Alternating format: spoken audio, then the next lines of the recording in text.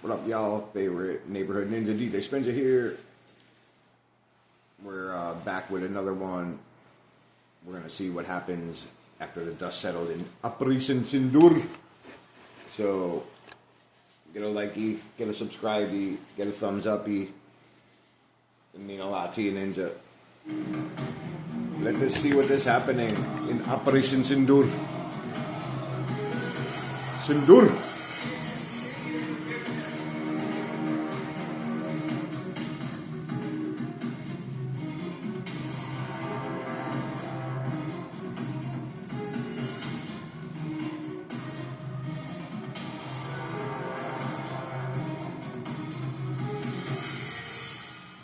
Battlefield loss, political win. Uh-oh.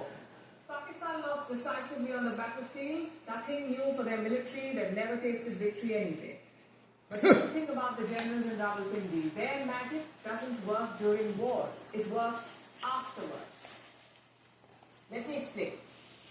Pakistan knows that it cannot win a full-blown war against India.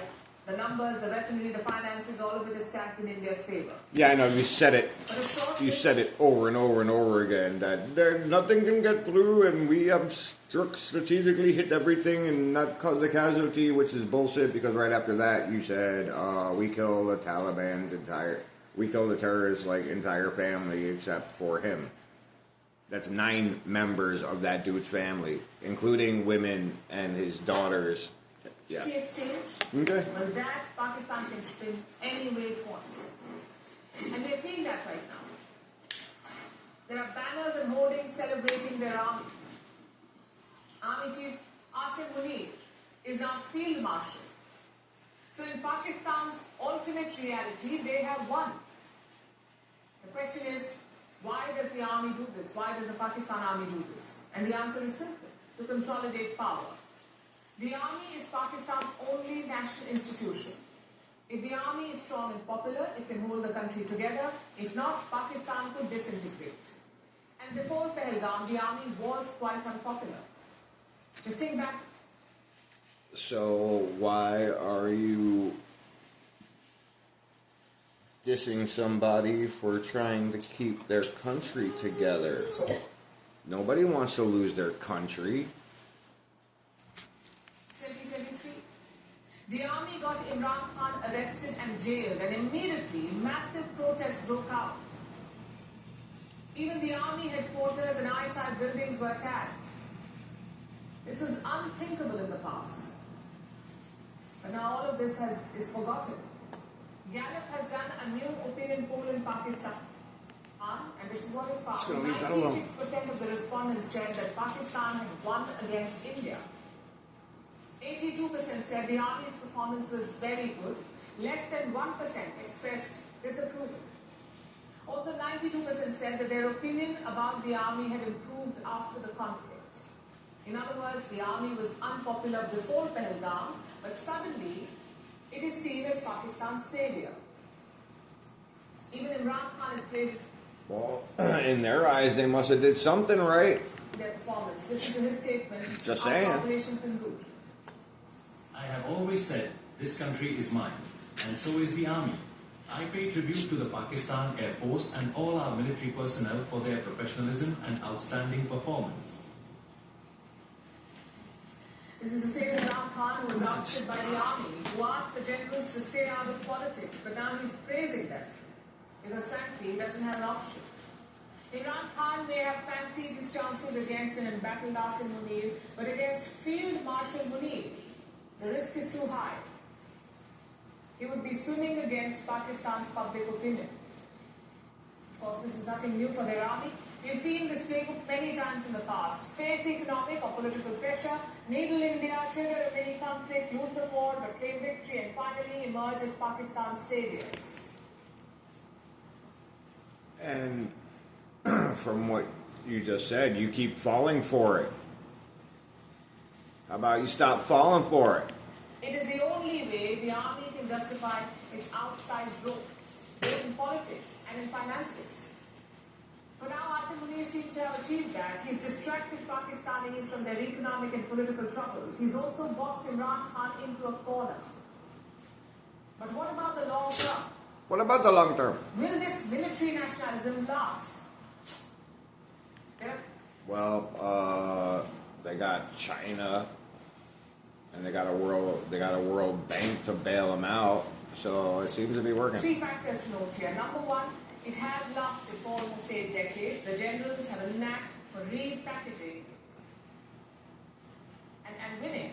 Losing interest in the Russian, oust him and install. Oh, that hurt her to say it. Let's go back.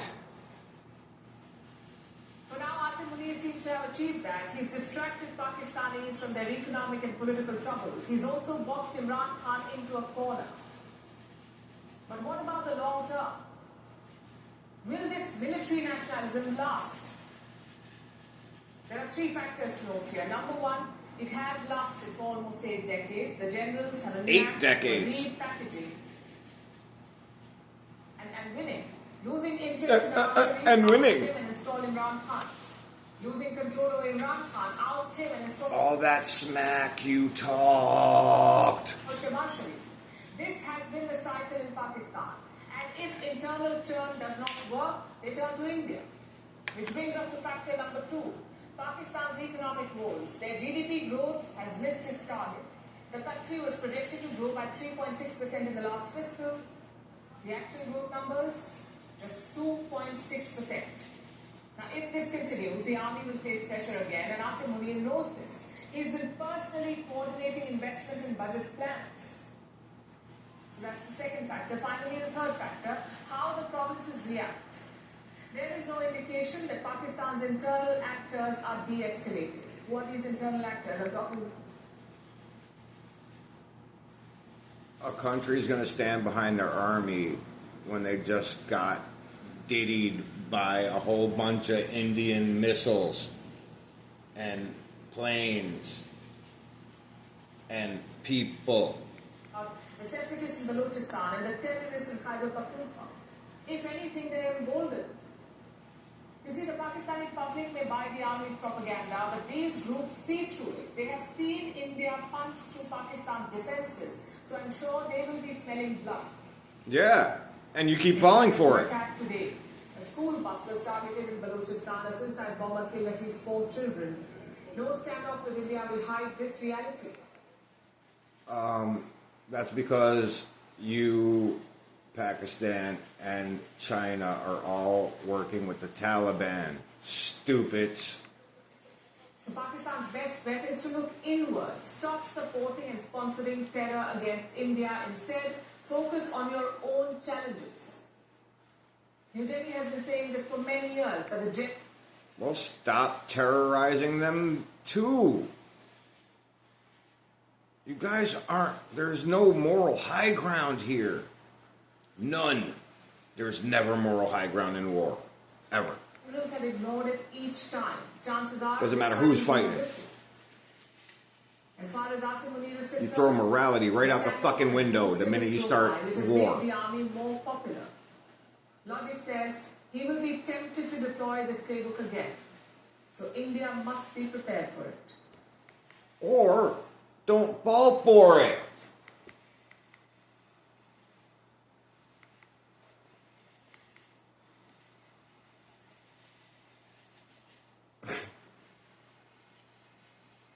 Alright, I'm gonna leave that one right there.